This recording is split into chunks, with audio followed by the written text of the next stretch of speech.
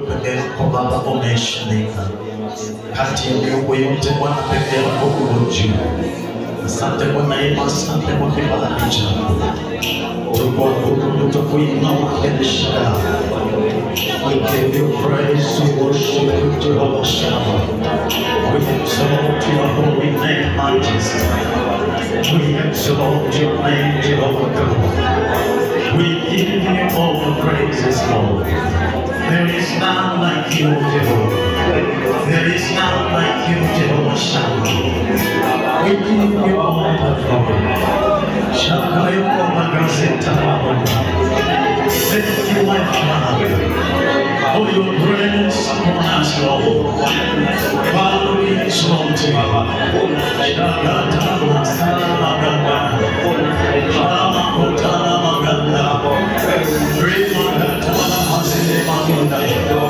Shekra Baba Kusantaya Mashetaya Nabuko. Yema Andaya Kusantaya Nabuko.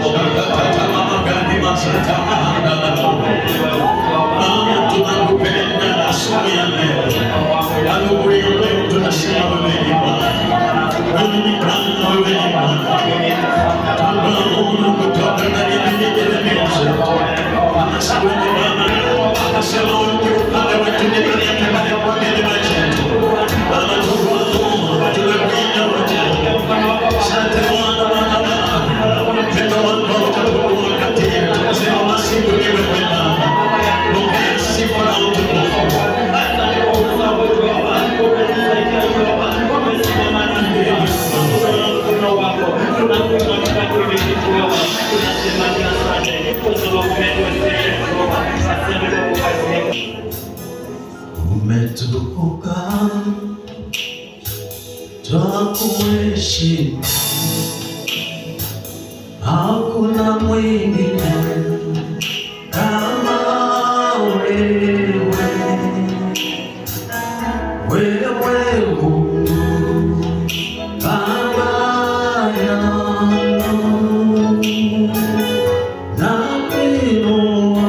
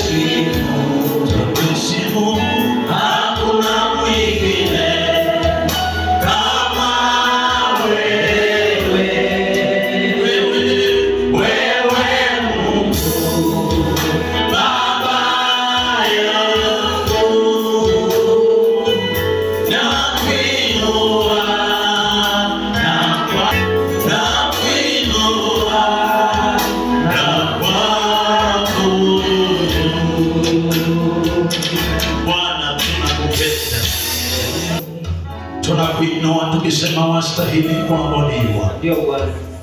Baba, tunabeba bendera ya ushindi kati yetu mfalme. Mwezi huu Baba umekuwa pamoja nasi. Mwezi huu Baba umetuokoa.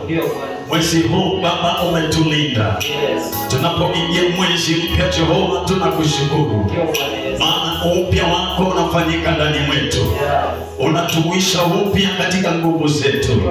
Unatupa afya katika jina la Yesu. Tunatangaza huu mwezi tunaoingia ni mwezi wa upendo. Baba, mwezi huu ni mwezi Baba wa kuinuliwa. Ni mwezi wa kushuhudia makuu yako Yesu. Kilio tulichokuwa nacho mwezi wa 3 hatuingii nacho mwezi wa 4. Tunakuomba Bwana ukaweze kututangulia. Katika jina la Yesu Kristo. Tunakupa sifa, tunakuheshimu. Kwa maana pekee yako unastahili. Kwa jina la Yesu tunaomba tukiamini. Amen. Amen. In Jesus name. Amen. Salimia tujirani kwa ajili ya neema hii ambayo umetupatia. Kusimama kwangu mahali hapa ni ushuhuda. Bwana asifiwe. Ni ushuhuda, maana Bwana amenipigania vita ambavyo mwanadamu hangeweza kunishindia. Bwana amenishindia na nampa utukufu na heshima zote. Bwana asifiwe. Haleluya. Karibisha jirani kwa niaba yangu, mwambie karibu katika nyumba ya Bwana. Jana leo nataka nizungumze kwa ufupi sana kuhusu tenda kazi katika shamba la Bwana. Bwana asifiwe. Tenda kazi katika shamba la Bwana, na nitakuwa ninaongea kwa ufupi sana kwa sababu ya vipindi vilivyo mbele yetu. Tutasoma katika kitabu cha Mathayo 20 mstari wa 11. Nataka nichukue fursa hii kuwashukuru watumishi wa Bwana, viongozi wote, wachungaji. Bwana wabariki kwa kazi nzuri mnayofanya. Mungu akaweze kuwazidishia na akaweze kuwatangulia katika kila jambo. Na pia nataka nishukuru pia washirika wote. Wewe kutoka nyumbani kufika hapa, hatuwezi kuichukulia ni kwa bure. Mungu wetu akubariki. Mungu akaweze kujisibishia na pia kupatia hekima na maarifa ya kumwabudu. Matthew 20 verse 11. Mathayo. Jana tulikuwa 11.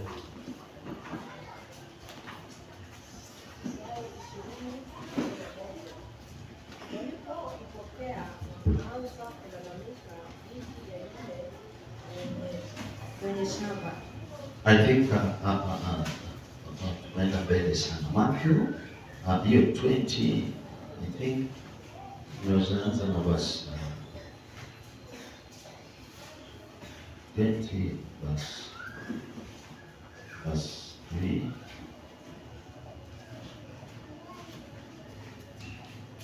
Tasoma ni brief, lakini tutapitia tu ndio at least tujue tuko wapi. Tutaanzia 20 mstari 5. Kwa hiyo wakaenda. Akatoka tena mnamo saa 6 na pia saa 9 akafanya vivyo hivyo. Mnamo saa 11 akatoka tena akawakuta wengine bado wamesimama bila kazi. Akawauliza, kwa nini mnasimama hapa kutwa nzima pasipo kufanya kazi? 7. Wakamjibu, ni kwa sababu hatuna yeyote aliyetuajiri. Akawaambia, ninyi nanyi nendeni mkafanye kazi katika shamba langu la mzabibu. Mstari wa 8. Ilipofika jioni, yule mwenye shamba la mzabibu akamwambia msimamizi, waite hao vibarua na mwalipe ujira wao, ukianzia na wale walioajiriwa mwisho na kuishia na wale walioajiriwa kwanza. Amen. Bwana Yesu asifiwe. Baba wetu, katika jina la Yesu, hili ni neno lako. Tunapo Bwana lishiriki, tuomba Mungu lifanye kwa chakula kizuri katika mioyo zetu, na hata Mungu kila mmoja wetu akaweze kubarikiwa. Nitumie tu, mimi ni chombo chako, nikaweze kuleta hili neno jinsi wewe utakavyo, sio jinsi mimi nitakavyo, na utukufu na sifa zikurudie. Naomba kupitia hili neno Baba, watu wako wapone, watu wako wabarikiwe, na majeraha yaliyo ndani ya mioyo yakaweze kuondolewa, kwa sababu hili neno ndio pumzi yako, na utukufu na heshima Baba tunasema zirudi kwako, maana unastahili. Kwa jina la Yesu tunaomba tukiamini. La Bwana. Biblia inasema katika mstari wa 5, he went out again about noon and about 3 in the afternoon and did the same. And about 5 in the afternoon he went out and found others standing idle, and said to them, why do you stand here idle all the day long? Bwana asifiwe. Biblia inasema kwamba Yesu aliwapata, alikuwa anatoa mfano huu kwa sababu ya ufalme wa Mungu. Kuna mtu mmoja aliyeenda katika matembezi yake, akawapata wale vijana ambao walikuwa wamekaa idle, ni kumaanisha hawakuwa na kazi yoyote ya kufanya. Bwana asifiwe. Walikuwa hawana jambo lolote la kufanya, na pia walikuwa na tamaa ya kufanya, lakini hawana mtu wa kuwapeleka ili wakaweze kufanya. Bwana Yesu asifiwe. Wakati ule ambao tunatafuta kazi, unapata ya kwamba unaweza kama mahali ukajiuliza, hata ningepata ile tu kibarua ya kunisaidia nipate chakula cha siku moja, nitaweza kushukuru sana. Hawa vijana walikuwa katika hiyo hali ya kuangalia ili wapate sehemu ya kupata chakula ama wapate ajira ili wakaweze kuwa na kitu cha kuwaridhisha. Hawakufurahia kukaa jinsi walivyokaa, maana Yesu alipokuja kuwauliza walimwambia kwamba sisi hatuna yule bwana alipokuja kuwauliza aliwaambia kwamba sisi hatujapata mtu wa kutupatia nafasi ya kumfanyia kazi. Bwana asifiwe. Hatujapata nafasi ya sisi kufanya kazi ili tupate kitu kidogo cha kutusaidia, lakini yule bwana akawatuma katika shamba lake. Bwana asifiwe. Na majira yale ambayo wanatumwa ni majira ambayo kazi inaelekea kuisha. Saa 11 ni majira ambayo sasa kazi inaelekea kuisha, watu wanataka kufunga kazi. Bwana asifiwe. Saa 11 kuna watu ndio wanaingia kazi kweli. Praise God. Tuko na wajenzi hapa, hiyo mjengo ndio mzuri ya kutoa mfano. Ukiwa wewe ndio foreman na uko na watu wameingia kuanzia saa 2, wamekuwa wakifanya kazi from 8, halafu wamekula lunch saa 7, halafu wameendelea mpaka 5, na wengine tajiri anawatuma Edeni mkaweze kupewa kazi, mkafanye kazi. Ni nani anaweza kubali mtu aingie kazi? Hata kama ni wewe.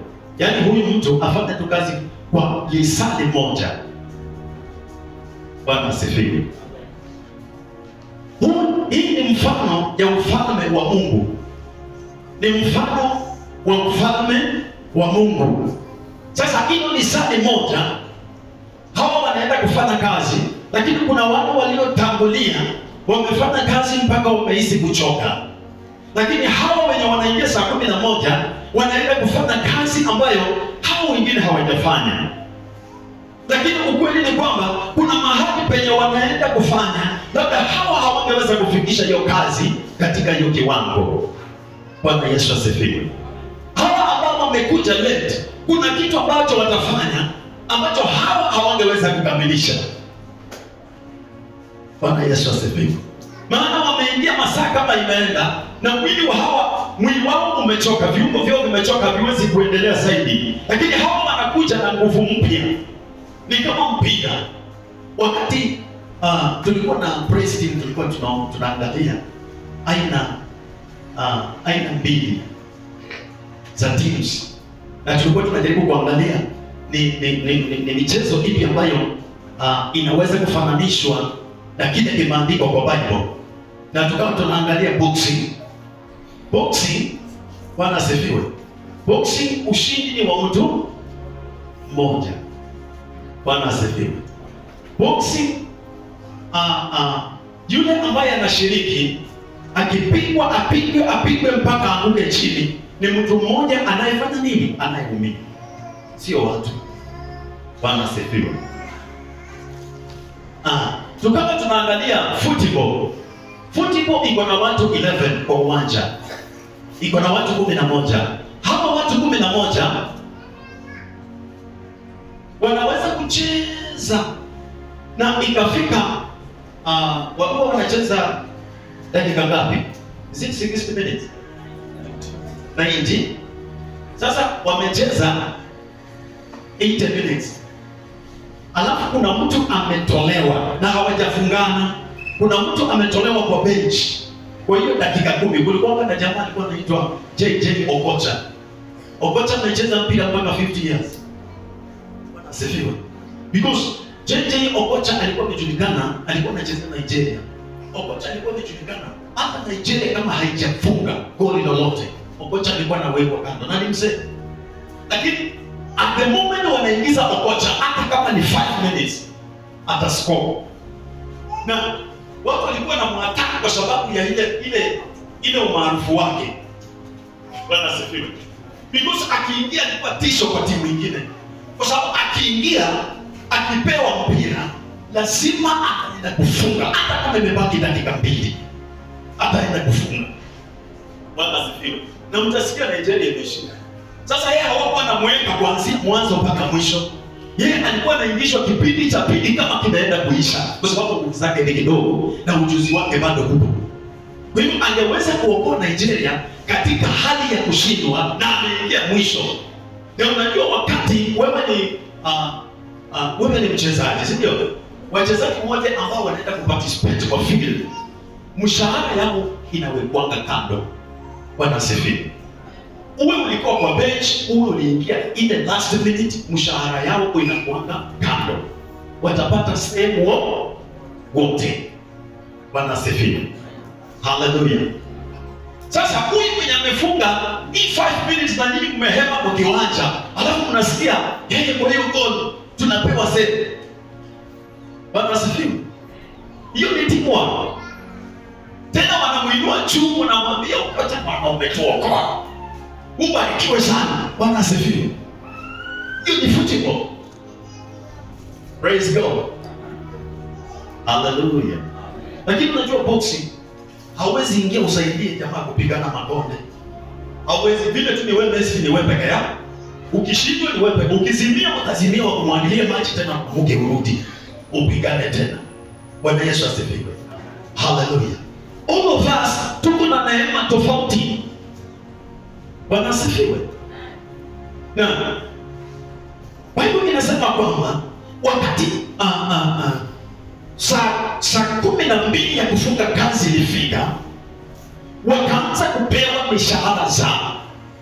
Na wakapeana, yule ambaye alikuwa anapeana aliambiwa anzia kwa wale walifika jioni, alafu kiteremka kwa wale waliofika mara ya kwanza. Bwana asifiwe sana. Hallelujah. Sasa wakati wanaanza kupeana mishahara, huyu anapata kama ni shilingi 500, huyu wa mwisho ameingia anapewa 500. Alafu yule aliingia wa kwanza ameng'ang'ana na kokoto, ameng'ang'ana na kulima, ameng'ang'ana kuweka mbolea na kufanya nini, anapewa same 500 shillings. Bwana asifiwe sana. Hallelujah. Wale wa kwanza wanaanza kunung'unika na kusema kwamba itakuwaje sisi tupate sawa na wale ambao wameingia jioni? Itakuwaje? Bwana asifiwe. Sababu sisi tumeshinda hapa the whole day tukifanya kazi. Sisi ndio tulianzisha hii huduma. Bwana asifiwe. Sisi ndio waanzilishi wa kanisa. Itakuwaje mtu anatupita, anakuja kuchukua kile ambacho sisi hatukuwa tumechukua? Praise God. Hallelujah. Kuna mpendo mmoja ni ndugu ambaye ni rafiki yangu sana. Kuna wakati alijoin church, na kwa hiyo church ukawa na wale vigogo wa zamani. Unajua vigogo wanajiona concrete, wale wa kitambo. Sasa huyu jamaa amekuja na alikuwa tu mtu hivi kutoka kwa kuchunga ng'ombe, alafu amekuja anaokoka, Mungu amemsaidia, amebarikiwa, alafu anaanza kupewa kazi kubwa kuliko wale walikuwa wa kwanza. Bwana, si watu walileta shida. Bwana asifiwe sana. Lakini sasa katika ufalme wa Mungu hii hakuna. Praise God. Mimi nasema kwamba wale wa kwanza walipewa sawa na wale wa mwisho. Ni kwa sababu gani walipewa? Ama ni nini ambacho walifanya ilifanya wakapewa? Bwana asifiwe. Unajua kuna kitu ambacho kinaitwa mazoea. Ukiwa katika mazoea na unasema kwamba sisi ndio tulifika hapa mapema, Kwa hiyo tunatakana tuwe na sehemu. Bwana asifiwe sana. Lakini Mungu naye analeta mwingine ambaye ameweka neema yake juu yake. Praise God. Wale ambao waliingia wa mwisho kwa lisali moja, kuna kitu moja ambacho walikifahamu. Walitambua neema ya Mungu katika maisha yao. Maana haikuwa rahisi wao kuchaguliwa.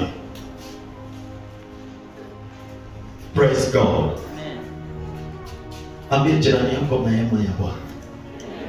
The grace of God. Praise God. Neema ya Mungu. Walielewa kwamba sisi hatukustahili kukua hapa, lakini kwa sababu ya neema huyu Bwana wetu imetusababisha tuingie hapa. Hatutaichukulia kwa bure. Ukizoea neema ya Mungu, hauwezi kupata, hauwezi kumfurahisha Mungu wakati wewe umekuwa mzoefu wa neema. Neema lazima itambuliwe kila wakati unapopata opportunity ya kumtumikia Mungu. Lazima utambue hii neema ambayo nimepewa ni vizuri nikaweze kuitumia. Bwana Yesu asifiwe. Ambia jirani yako neema. Hao mwisho walielewa kwamba hatukustahili, maana kufanya kazi kwa lisali moja hata tutalipwa nini? Bwana asifiwe. Walijua kwamba si kwa kujua kwetu, si kwamba ati sisi ni watu ambao tunachema tumejulikana katika vyeo vya juu mpaka huyu mkubwa ametutuma kwa foreman atupatie kazi. Maana amri imetoka juu. Lazima tutambue ni neema ya Mungu imetusababisha tufike mahali tumefika. Hata kwa mimi kukuwa mchungaji mbele yenu ni neema ya Mungu, sio kwamba nilistahili. It is by the grace of God. Bwana asifiwe sana. Kwa mimi kufika mahali nimefika ni neema ya Mungu. Hallelujah.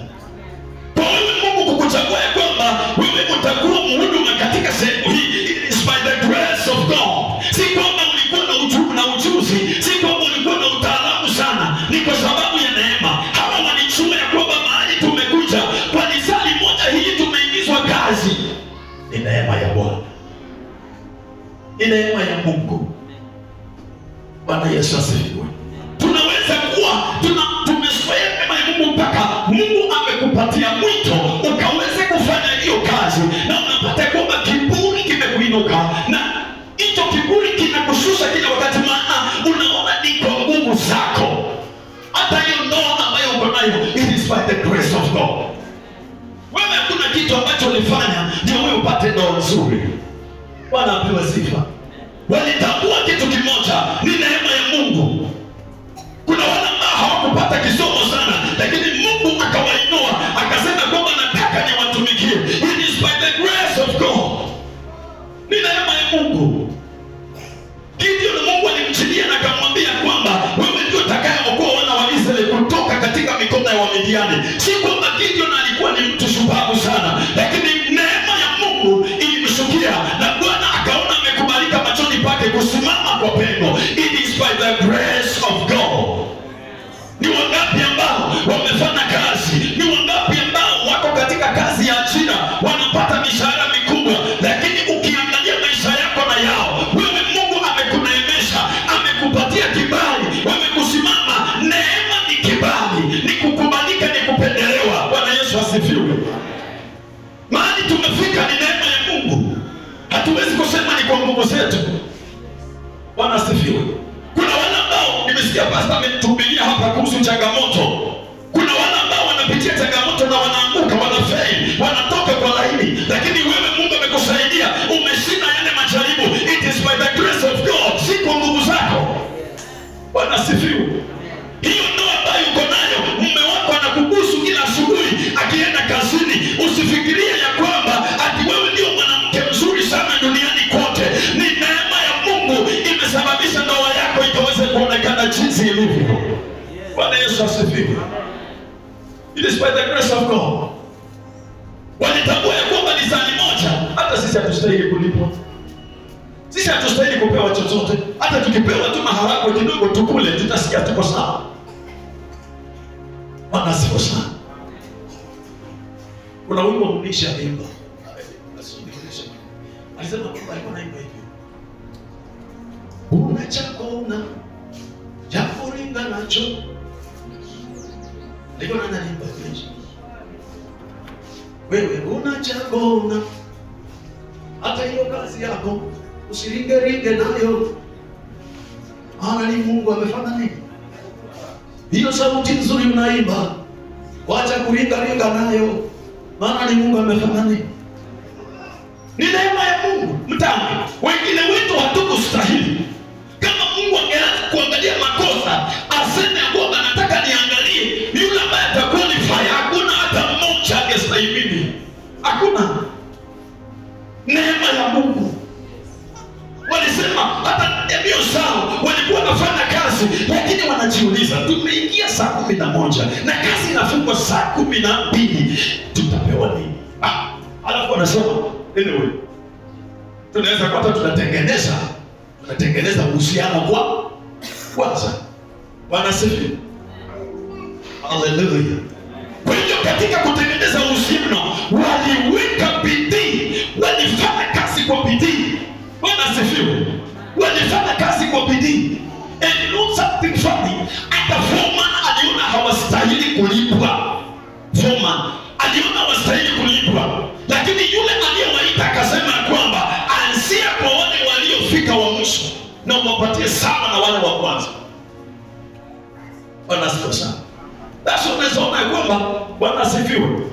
Wewe ni mdogo lakini kweli unafanikiwa, si kwa sababu ati wewe ni mtu mwingine tofauti sana. It is by the grace of God. Wacha kuringa. Bwana asifiwe. Wacha kuringa. Ati solution uanze kuringia watu ati tumenunua shamba ya kanisa. Wacha na maringo. Bwana asifiwe. It is by the grace of God. Hallelujah. Alikuwa na uwezo wa kupatia kanisa lingine. Kuna mahali watu wanaabudu chini ya miti, ana uwezo wa kuwapatia. Amen. Hebu shika jirani mwambie ni kwa neema. Hallelujah. Napenda wakaposo meka mbele yako. God bless you. Mnashine. Amen. Kutoka kwa Mark, kwa Pastor Moses. Alafu kuna gavana wetu hapa. Mungu awabariki. You look good. Praise the Lord. Tuwapigie kwa makofi kidogo. Unapendeza. Bwana asifiwe. Hiyo yote ni kwa neema ya Mungu. Ni Mungu mwanzilishi wa ndoa. Wakati unaona ya kwamba mambo yako yanaenda sawa, tambua ni kwa neema ya Mungu. Wakati unaona mume wako amekupenda, tambua ni kwa neema ya Mungu. Endelea kumtukuza Mungu, mrudishie Mungu utukufu. Wakati unaona mume wako, mke wako anavutia, ameenda amekwama kwa neno la Mungu, do you know? Bwana Yesu asifiwe. Nyinyi mnajua kuna hata mapasta ambao, wachungaji, viongozi ambao bado wanavurutana na wake zao kukuja kanisa. Bwana asifiwe. Viongozi wengine ni mabishop, lakini mke wake anamwambia wewe ni bishop peke yako, wewe enda kanisa peke yako. Bwana asifiwe. Na wewe mwenye si bishop, mwenye si pastor, Mungu amekupatia neema. Unasikia hiyo husband anakwambia bwana nakugoja twende. Mpaka bibi anakuambia na viatu hajafunga mkapa vizuri, anamwambia nifunge. Si mnasikia mama, si mnasikia vizuri? Mkiambiwa hiyo kiatu, alafu mwana anakuambia na hii nguo yako, unasikiaje? Bwana asifiwe. Si kwamba ati kwa sababu una shape. Si kwa sababu wewe una sura nzuri. It is by the grace of God. Bwana Yesu asifiwe. Hallelujah. Lazima tutambue hii na kumrudishia Mungu utukufu wote. Lazima tutambue hii. Hawa walijua ya kwamba sisi hatukustahili. Siku ilikuwa imeisha. Na wewe tungeenda nyumbani without anything. Bwana asifiwe. Wakati wowote unapoona kwako mafanikio yanaingia, be careful. Kiburi sikuondoki, sikuinukie. Hallelujah. David aliwekwa mafuta kuwa mfalme, lakini alikuwa mwangalifu kiburi kisimwinukie, maana Daudi hakustahili. Lakini ni kwa neema ya Mungu kutolewa katika kuchunga kondoo na kukuja kukuwa mfalme. It is by the grace of God. Si kwa nguvu zetu. Wapendwa, wacha niwashangaze, hata uhai ulio nao, Bwana sifiwe, kuna watu wamekufa, kuna watu wameaga, kuna watu wengine ukiangalia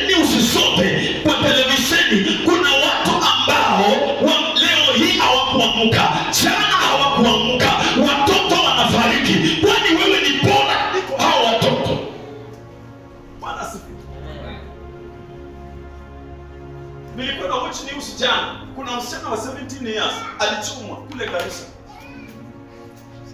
kwa sababu alikuwa analazimishwa kuoleka kwa mzee wa miaka 53 na akakataa, akachomwa moto. Do you think wewe ni bora kuliko hao? Yesu asifiwe. Unapopita mahali unaona ajali imefanyika, mtu amegawanyika vipande vipande, wewe unapokaa pale na kujiuliza, ask yourself, kwani mimi na huyu mtu tofauti ni nini? Bwana Yesu asifiwe. It is by the grace of God. Mungu anakupatia nafasi kwa sababu anajua kuna mahali ambapo bado anakuhitaji. Amen. Yes. Wakati unahudhuria matanga ya watu, unakaa pale na wanasoma historia, alafu wewe unafikiria haya mambo ni mambo yanafanyika kwa watu wengine, lakini si kwako. Bwana Yesu asifiwe. Sio hivyo. Lazima tutambue neema ya Mungu katika maisha yetu. Hata tunapotoa testimonies zetu, lazima tusitoe testimonies za magamba, za kujigamba. Tunatoa testimony tukimrudishia Mungu utukufu. Sababu kama sio yeye, sisi hatungelikuwa mahali tulipo. Bwana Yesu asifiwe. Kama sio yeye, sisi hatungelikuwa mahali tulipo. Kuna mtu mahali ana fight kwa sababu ya kupata uhai. Bwana asifiwe. Na kuna mtu mahali amejitia kitanzi kwa sababu ya kupoteza uhai. And what about you? Mungu amekulinda, amekuhifadhi. Bwana asifiwe. Hatuna chochote cha kulinda nacho. Bwana apewe sifa. Niko neema ya Mungu. Ambia jirani, niko neema ya Mungu. Neema ya Bwana. Hallelujah. So hao waliingizwa kwa sababu walitambua neema ya Bwana. Romans 5 verse 2.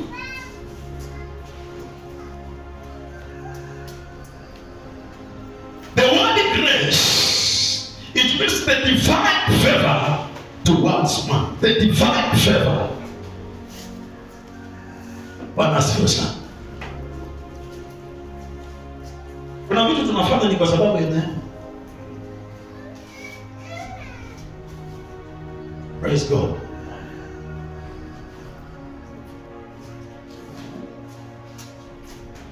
Hata kama wewe ni mrembo na jiona wewe ni mrembo, wewe usianze kuhukumu wengine. Mwingine ana mapua kubwa, mwingine ni mweusi sana, mwingine ana kale. Wewe shukuru Mungu kwa hiyo neema amekupatia. Pia huyo mwenye unaona ako na sura mbaya, pia yeye anashukuru Mungu kwa sababu ya grace. Amen. Unajua shule zetu ndio zinatupatianga. Hallelujah. Tukiwa kwa darasa unapatanga kuna namba 1, kuna namba 2. Unajua kuna mtoto anajaribu hata kuangalia hiyo bao vizuri, mpaka anaambia mama yake, leo nataka nijaribu mpaka at least nikuje kwa namba 10, namba 15. Lakini akifika hapo hata angalie. Yesu asifiwe. Hata angalie. Mpaka wengine tunawaandikia walimu private. Lakini jamani, yule tunabadilika. Bwana asifiwe. Amen. Na wewe mwenye hata school fees inakusumbua. School fees inakusumbua. Hata kukunywa tu chai asubuhi kwenda shule ni shida. Unajipata uko namba 2, namba 3, namba 1. Hallelujah. Alafu unapata huyu wa namba, naongea na wanafunzi, unapata huyu wa namba 22 anashinda hata mtoto mmoja, anakuja na kuuliza, naomba tafadhali unisaidie, hii hesabu mnafanya aje? Bwana asifiwe. Na unamwambia school fees yako ifanye kazi. Amen. Lakini mwisho wa masomo, hatima ya mtu iko kwa mikono ya Mungu. Mimi shule nilisoma, those people ambao walikuwa na namba last, Bwana siku sana, I was among them. Wale ambao walikuwa kutoka nyuma, tunashika kwa watoto. Alafu walimu wengine wanakumbaya sana. Anasema wao kaeni huko. Hao ndio watu mnasindikisha tu. Kaeni msindikishe wengine. Alafu nasikiaje unaambiwa wewe ndio unasindikisha wengine. Bwana asifiwe. Na wale namba 1 wale wanachezea na namba 1 2 3 tu unasikia kitu kwa pareda na kuja anataki na hata wataki. Hataki na nasimama na heshima anapewa kaseti. Kaseti kwa na Bible ndani. Bila imaanisha ati sasa umemake it life. Bwana Yesu apewe sifa. Haleluya. Kuna ndugu ambaye alikuwa anapataka mavi tukiwa kwa darasa. Jamaa alikuwa anapata mavi mpaka yaani unashangaa unamuuliza bwana na hii kitu wewe ulikuwa unafanyaje? Anakuambia mimi hujui. Nyinyi ndio watu mnalalama kwa darasa. Mwalimu anafundisha na nyinyi mnacheza. Mnakula maragwe kwa darasa. Na wewe unaenda kusaidia. Tulikuwa naye nikamwambia nikapata ndugu amelewa anakaa kitu kingine tu. Ananiambia bwana ndugu nipatie kama uko na kibarua. Na hii mtu alikuwa anapata hesabu yote kwa darasa. Bwana asifiwe sana. Yesu asifiwe. Usiwahi hukumu hata mtoto wako kama anapata D+. Wewe endelea kuomba because unaomba kwa sababu ya future yake. Bwana asifiwe sana. Na wewe unapata namba 1 usiinue pembe. Mwambie Mungu ninakushukuru kwa sababu mimi hata sijui nimejipata tu. Hawa wajipata tu wameingizwa mahali ambapo hawakustahili kuingizwa. Wakati biashara yako unaona inanawiri. Wacha kusema ati kwa sababu mimi natoanga tithe sana. Bwana asifiwe sana. Hallelujah. Wacha kusema ni kwa sababu mimi natoanga tithe sana. Ama kwa sababu mimi naenda church asubuhi. Nini mkiambiwa muende kanisa mtakiki? Naona biashara yako vile inanawiri. Bwana Yesu asifiwe. It is by the grace of God. Bwana Yesu asifiwe. Hallelujah. Ambia kwa jirani ni kwa neema. Ni kwa neema tu. Ni kwa neema tu. Ni kwa neema tu. Ni kwa neema tu. Bwana asifiwe sana. Hata vile mimi niko tu hivi niko neema. Yesu asifiwe. Wazazi waliponizaa wakujua wanazaa pastor. Hata labda walikuwa wanapiga hesabu tunazaa tu kwa jamaa kwenye kata hii shamba ya Wilson. Hiyo ndio wazazi tunakuwa kama. Bwana asifiwe sana.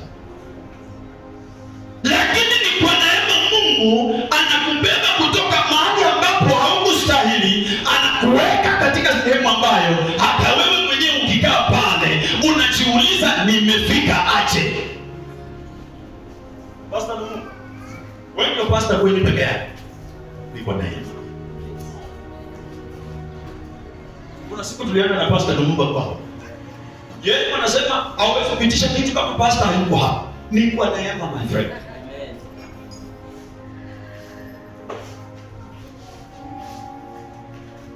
Amen. Hallelujah. Tulikuwa tusome kitabu gani? Romans 5:2.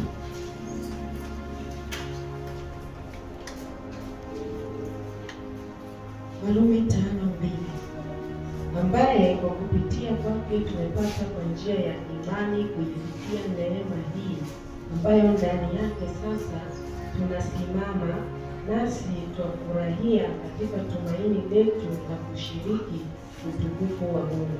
Bwana Yesu asifiwe. Nataka niwaambie hivi, Bwana asifiwe. Ukielewa mahali penye umefika ni kwa neema ya Mungu. Hata kumtolea Mungu hautatatizika. Bwana asifiwe. Shunizo mnyanga na bata. Juzi nilipeleka mtoto hospitali. Nilikuwa mgonjwa. Kafika mahali kazidiwa. Kaonekana apelekwe kwa oxygen. Nikaambiwa my friend, lipa kwanza ya oxygen 5,000 for only 1 hour. Hapa je? 5,000 enda lipa, tunaweka enda lipa. Na utuletee receipt. Bwana asifiwe. Na sisi hapa hata kwenye umekaa unapumua tu. Bwana asifiwe. Unalipa 5,000. Unalipa 10,000. It is by the grace of God. Bwana asifiwe sana. Wakati unasikia kumtolea Mungu Bwana asifiwe. Tunatoa kwa sababu tunampenda Mungu wetu. Ametupea kwa bure. Ametupenda kwa bure. Ni yeye ametuchagua kwanza. Bwana Yesu asifiwe. Haleluya. Ni yeye ametuchagua kwanza. Kwa hivyo tunampenda hata kama ni kidogo. Unampenda Mungu, unamwambia Mungu ninakushukuru. Na hata kama hauna, unamwambia Mungu mimi nataka nikae katikati la ushirika la watu wako, ili ya kwamba Bwana nikafurahie pamoja na wao. Wanapokutolea hata mimi ninakupatia moyo wangu. Bwana Yesu asifiwe. Ni kwa neema wapendwa. Unajua huwa tunasahau hii mpaka tunaweka mahitaji yetu mbele. Tunakosa kuelewa kumshukuru Mungu kwa kile kidogo ambacho ametufanyia. Haleluya. Wengine tunaona tu mambo mabaya. Watoto wangu wamekuwa mabaya. Huyu nikimwambia kitu asikii. Huyu nikimwambia kitu huyu asikii. Bwana Yesu asifiwe. Shukuru kwa sababu ni neema ya Mungu wako hai. Shukuru kwa sababu hata kama wasikii, lakini Mungu amewasaidia na afya nzuri. Bwana asifiwe. It is the grace of God. Usikusa na unataka mambo yafanyike sio vile wewe unataka. Turuhusu Mungu wakati mwingine anafanya vile yeye anataka. Yesu asifiwe. Si kwa nguvu zetu. Yesu asifiwe. Si umwambie kwa Mungu asante kwa neema. Maana umekaa, mwambie asante kwa neema. Asante kwa neema. Thank you Jesus. Asante kwa neema hii ambayo umenipatia the whole month. Asante kwa ajili ya hiyo neema. Umenipa kibali. Sasa unaenda mahali mkapitishwa. Si kwa sababu ati wewe ni mzuri, ni kwa sababu ya neema ya Mungu. Asante Bwana wa majeshi. Mwambie asante kwa neema yake. Mwambie asante kwa ajili ya neema yake. Si kwamba wewe unastahili sana, ni kwa neema. Hallelujah. Hallelujah. Number 2. Bwana asifiwe. Namaliza. Number 2. Walifanya kazi sio kwa nia ya kulipwa. Bwana asifiwe. Walifanya kazi si kwa nia ya kulipwa, lakini walielewa ni jukumu lao kufanya kazi. Ukiwa wewe ni mtumishi wa Mungu na unafanya kazi kwa nia ya kulipwa, then umefeli. Bwana Yesu asifiwe. Ikiwa wewe ni mtumishi na unafanya kazi kwa sababu unataka watu wakuone na wakupigie makofi, then umefeli. Biblia inasema kwamba wale walienda na wakati waliingia pale hawakuuliza na tutalipwa, hawakuuliza. Hakuna mahali Biblia inasema ati wali negotiate ya kwamba tutalipanaje. Hakuna. Bwana asifiwe. Wakati wowote unapofanyia Mungu kazi, lazima uelewe ya kwamba mimi ni mtendakazi katika shamba la Bwana na ni wajibu wangu kufanya hiyo kazi. Aidha nilipwe nisipolipwa, Bwana asifiwe.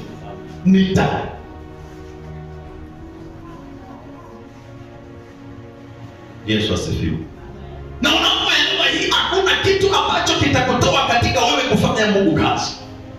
Sababu ni wajibu wako wewe kutenda kile ambacho kinastahili. Yaani unajichukulia ya kwamba kama mimi sitakuwapo, hiyo sehemu yangu hakuna mtu mwingine atafanya. Lazima niwepo. Lakini usifanye kwa nia ya kutaka kupongezwa na kupewa kitu. Praise God. Amen. Hao walikuja na nia ya kwamba tunamfanyia Mungu kazi. Tunataka tufanye kwa tu hii kazi hata hii wana hawa, na tunajua ya kwamba hata usipotulipa lakini tulikuwa mkaa. Hawakuenda kwa nia ya kutaka pesa. Hawakuenda kwa nia ya kutaka walipwe. Maana Mungu aliangalia ndani mwao, yule Bwana aliangalia ndani ya mioyo zao. Ni watu ambao wamejitolea, ni watu ambao wamekubali, hawakunegotiate kitu chochote. Hao waliingia kazi litakuwa ni lisali moja, lakini walikubaliana tutafanya kazi. Mwambie jirani tutafanya kazi. Bwana asifiwe. Sababu wale wa kwanza wao walikuwa tayari wamekubaliana na huyo Bwana ya kwamba tutataka utulipe hivi. Na hiyo ndio agreement yetu. Lakini hawa wa mwisho wamekuja si kwa sababu ya kutaka kulipwa. Biblia inasema utukufu wa sasa utashika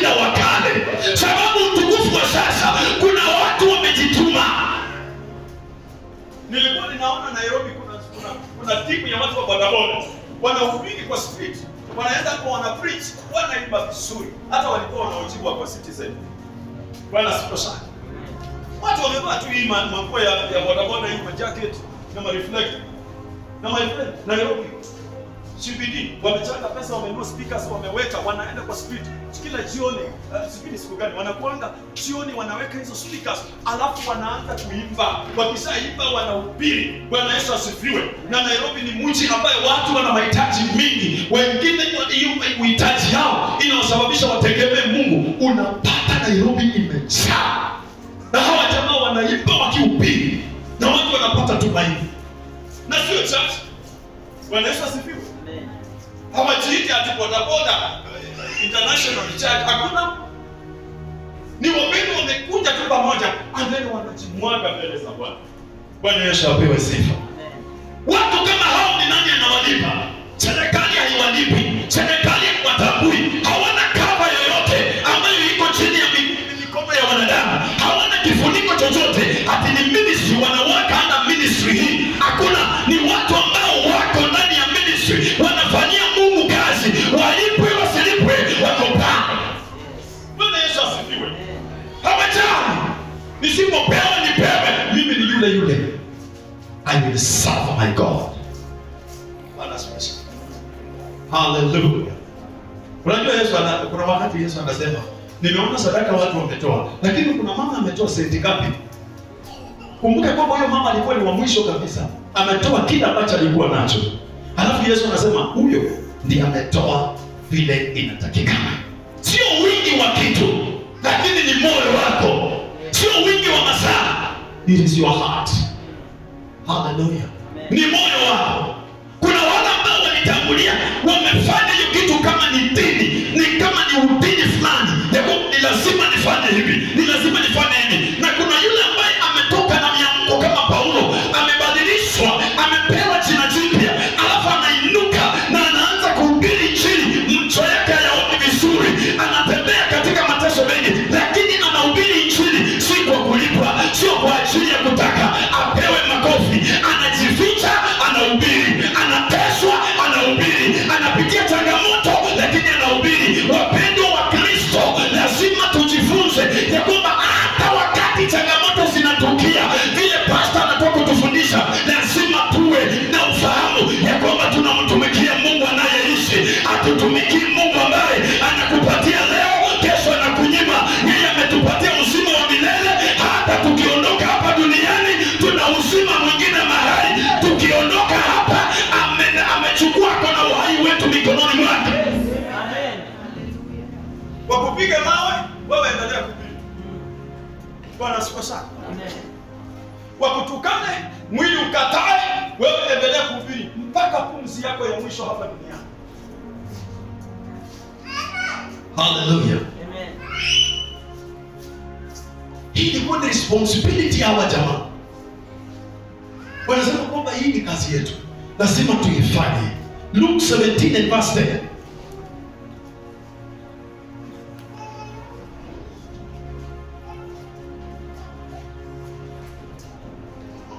Luke 17 and verse 10.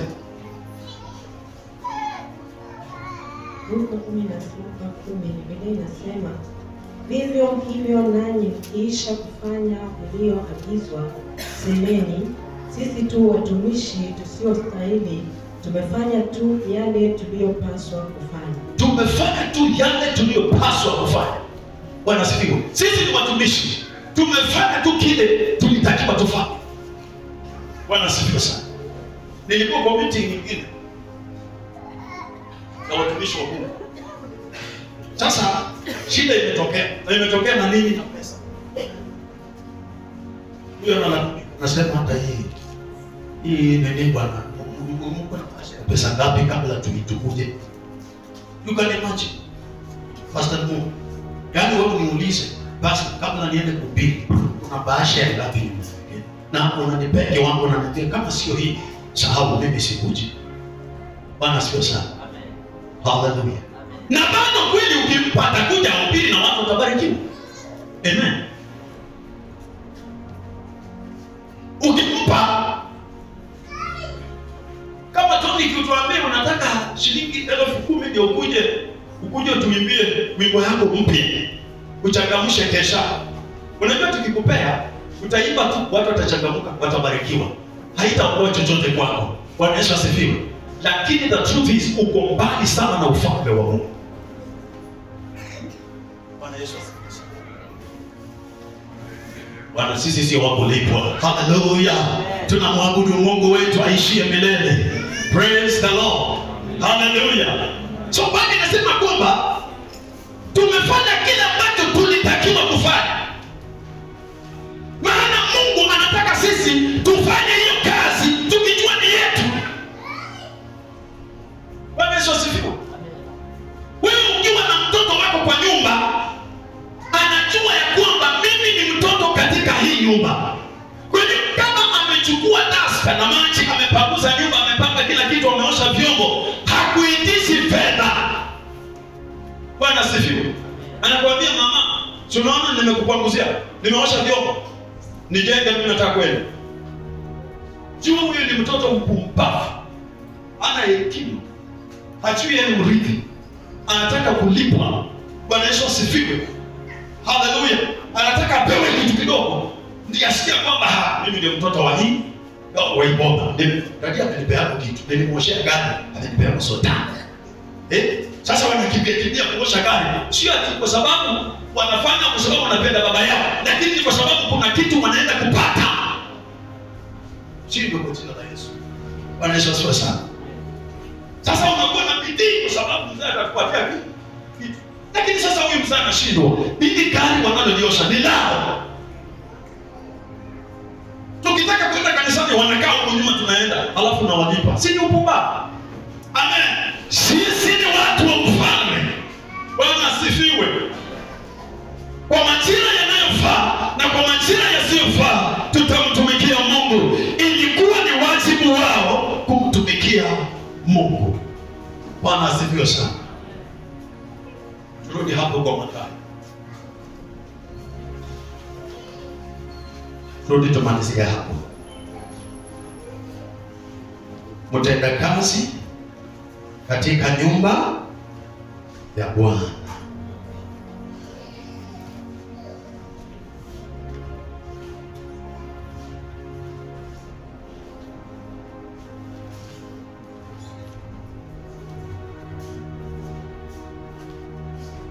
Unajua ukweli ni kwamba Bwana Yesu asifiwe. Hata tunapotumikia Mungu, unajua yeye mwenyewe ndiye anajua atapea hapa ni nini, atapea bibi ana nini, atapea karanja nini, atapea robai nini, atapea huyu nini. Bwana asifiwe. Atapea mtange. Bwana asifiwe. Atapea mtange nini? Sababu yeye ndiye mwenyewe. Yesu asifiwe. Yeye ndiye mwenyewe. Anaweza amua sikupe na nakulikesha hapa kuanzia jana mpaka leo na asikupe. Naenda ape mwingine mwenye alilala mpaka kajifuta kwa blanketi kusema asema. Alafu amejikundua anasema Yesu ni Bwana. Yesu ni Bwana. Yesu ni Bwana. Anakuja na hiyo moto. Anapewa.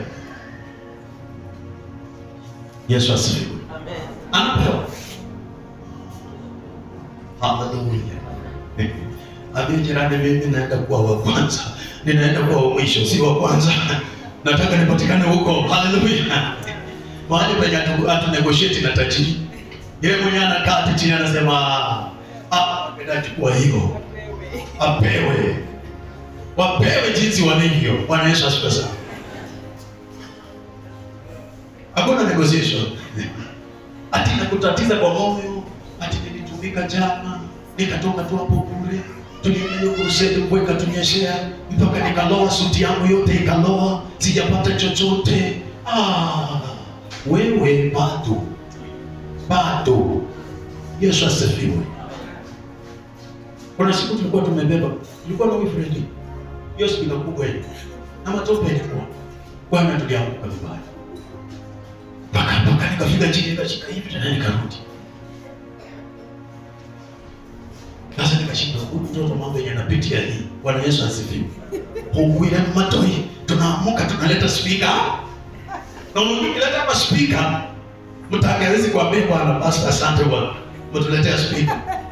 Taka tuuliza na mmekumbuka mawaya zile za nyuma. Bwana sifiwe sana.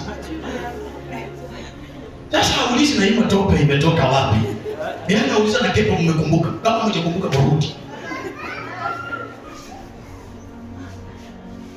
Lakini kwa sababu tunafurahia kazi ya Mungu na mtanga yako kwa duty yake na mimi niko kwa duty yangu, namwambia Mungu pewa utukufu. Bwana sifiwe. Pewa utukufu. Hata malaumu yakija ni utango. Bwana sifiwe sana. Hallelujah. So in verse 11, and when they received it, they complained against the landowner, saying, this last group worked only 1 hour, and you have made them equal to us who have borne the burden and the heat of the day. Wameteseka. Bwana sifiwe. Imekuwaje unawapatia? Bwana sifiwe sana. Hii mambo sikakuwa kwa Mungu. Kwa nini? Wewe unasema kuna yule mwana mpotevu aliporudi nyumbani. Wakasema ndio mtu yule ndama mzuri ambaye tuchinje, tufanye sherehe amerudi. Sasa yule mwenye alikuwa kwa boma anaanza kunung'unika tena. Na ndugu yake amerudi. Bwana Yesu asifiwe sana. Kuna wapendwa ambao wamepotelea pale kwenye dhambi, wakirudi Bwana asifiwe. My brother Tony, unaimba vizuri, lakini unapata kahaba ametoka pale, ameokoka na anakuja kushika hizi chombo, anaambia tunataka tuabudu Bwana na mafuta ya mashuka, mafuta ya mashuka. Sasa wanamwambia Bwana Yesu asifiwe. Si unashukuru Mungu? Dada yangu ametoka kwa hiyo kazi. Tuendelee kumtukuza Bwana. Unatoka katika ufalme wa Mungu. Biblia inasema kwamba wale ambao watakaa tu kama watoto wataishi. Bwana Yesu asifiwe. So wali complain. Alafu wakajibiwa. Verse 13. But he answered one of them and said, friend, I am not doing you any wrong. Bwana sifiwe. Sifanyi kwa nini ubaya wowote. Si nyinyi tulikubaliana na nini? Did you agree with me for a silver coin? Take yours. Take yours and go your way. I choose to give to this last group the same as I gave you. Huyo ni Bwana. Hallelujah. Is it not lawful for me to do what I choose with what I have? Because hiyo Mungu mwenyewe ndiye ako nayo. Anaweza kupatia anybody. Bwana Yesu asifiwe. Hallelujah. Ni Mungu ako nayo. Akitaka kupea ni kwa sababu ya kazi. Hallelujah. Is your eyes evil because I am good? Verse 16. Inasema hivi. So the last will be first and the first last. For many are called, but few are chosen. Bwana asifiwe sana. So wewe kukaa kwa salvation for 20 years, 30 years, 50 years, haimaanishi wewe umechaguliwa. Yesu asifiwe. Kuna wale ambao wanakuja na moyo. Kuna wale ambao wanakuja wana njaa ya kumtumikia Mungu. Wanasema hao sasa wamechaguliwa. Yesu asifiwe. So the last will be first and the first last. For many are called, but few. Nani ameitwa? Sisi wote tumeitwa. Bwana asifiwe. Kuitwa ninasikia kuitwa. Kuna wimbo inaimba nasikia kuitwa. Bwana asifiwe sana. Unaweza kuwa na hiyo huduma lakini haujachaguliwa. Bwana asifiwe sana. Hallelujah. Bwana asifiwe. Kwa sawa. Huyo ni Mungu mwenyewe anasema. Wengi wameitwa lakini ni wachache waliochaguliwa. Si Mungu atufanye mmoja wapo wale waliochaguliwa katika jina la Yesu. Hallelujah. Nataka tu tukaweze kuinuka kwa miguu yetu. Sisi ni wale ambao tumechaguliwa. Praise God.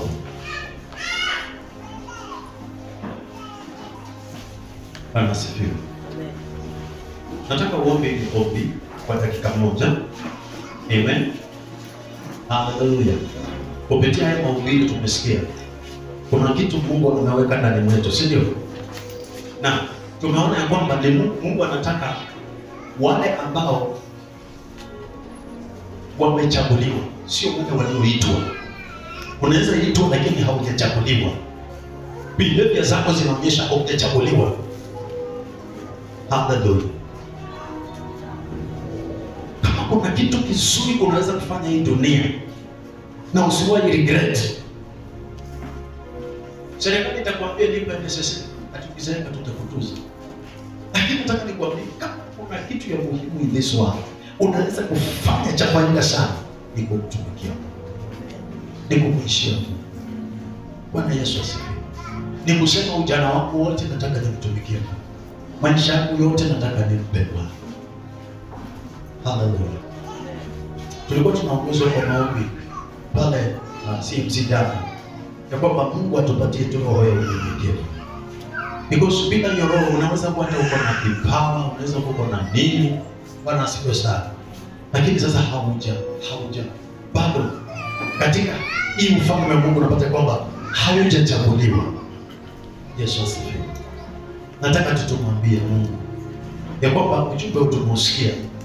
Baba, tunaleta maisha yetu mbele zako katika jina la Yesu. Mwambie Mungu nisamehe kwa sababu ya kutopatikana katika shamba lako.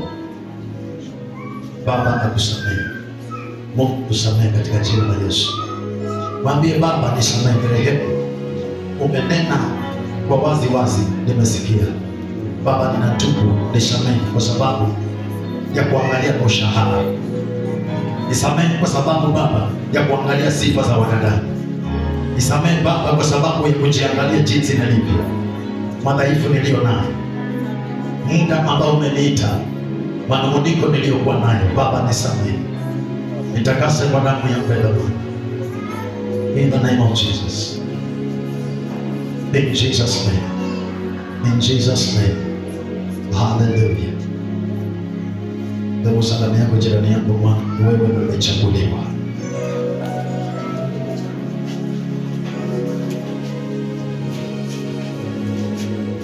Salimia mwingine, mwambie umechaguliwa. It is by the grace of God. Nimechaguliwa. Hallelujah. Alafu si mnajuana vizuri. Sasa msalimie na mwambie kila ulicho nacho ni kwa neema. Akona nini? It is by the grace of God. And so we thank God for His grace in Jesus' name. Bwana asifiwe sana.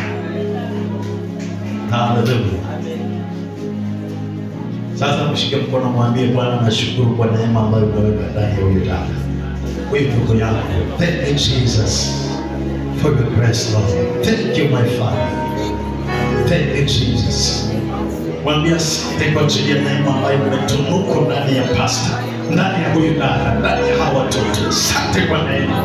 Asante kwa ajili ya neema. Thank you my Father. Asante kwa ajili ya neema, asante kwa uhai, asante kwa ajili ya pumzi, asante kwa ajili ya kipawa cha neema ambacho umeweka ndani ya huyu ndugu. Asante mfalme wa amani. Tunakushukuru Bwana, hatuchukulii kuwa ni bure. Baba, tunakushukuru kwa neema. Asante kwa ajili ya neema.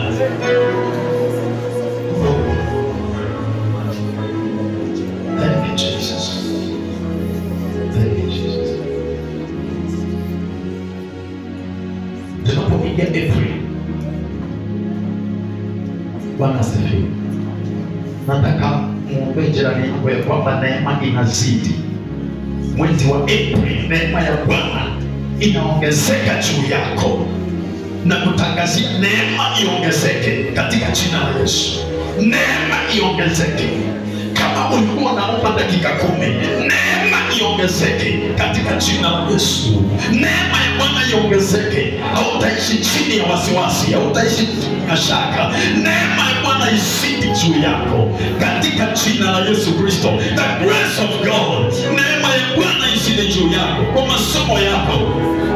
Tunapoingia April, tunatangaza malango ya kutufungukia, malango ya neema, neema ya huduma, neema ya kutumikia Mungu katika jina la Yesu Kristo. The grace of God, in the name of Jesus. In the name of Jesus. Thank you, Lord. Thank you, Jesus. You are Alpha and Omega. We worship you. You are worthy to be praised. You are Alpha.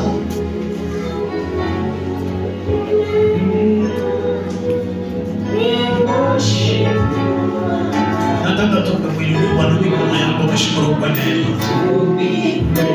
Hata kustahili, hata maana tumekuwa tumestahili.